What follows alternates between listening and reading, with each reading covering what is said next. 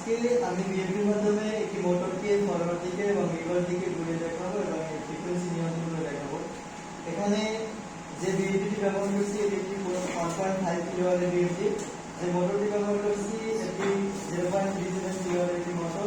এর আরপিএম 1500 এবং কোর সংখ্যা 4।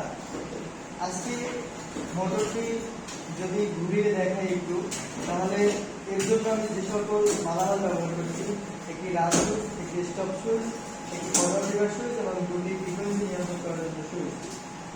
যদি মোটরটিকে রান করি তাহলে মোটরটি ফরওয়ার্ড দিকে ঘুরতে থাকে এবং এর অ্যাক্সিলারেশন টাইম দেওয়া আছে, এটি শেষ হলে পূর্ণ স্পিডে ঘুরতে থাকবে। যদি ফ্রিকোয়েন্সি নিয়ন্ত্রণ আরপিএম নিয়ন্ত্রণ করতে চাই তাহলে এর ফ্রিকোয়েন্সি পরিবর্তন করতে হবে। এর ফ্রিকোয়েন্সি সেট করা আছে 9।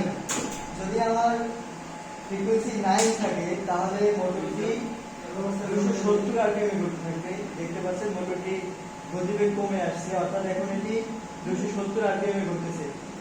এরপরে যদি আবার মোটরটিকে বন্ধ করি, মোটরটিকে বন্ধ করে যদি আবার রিভার্স দিকে রান করি তাহলে মোটরটি রিভার্সে রান হবে এবং এর অ্যাক্সিলারেশন টাইম দেওয়া আছে, এটি যখন শেষ হবে এরপর পূর্ণ স্পিডে ঘুরতে থাকবে।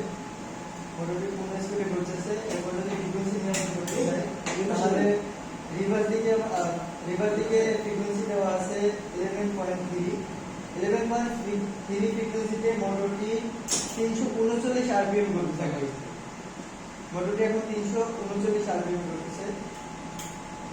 এরপর যদি আবার মোটরটিকে বন্ধ করি, স্টপ সুইচের মাধ্যমে বন্ধ করতে হবে।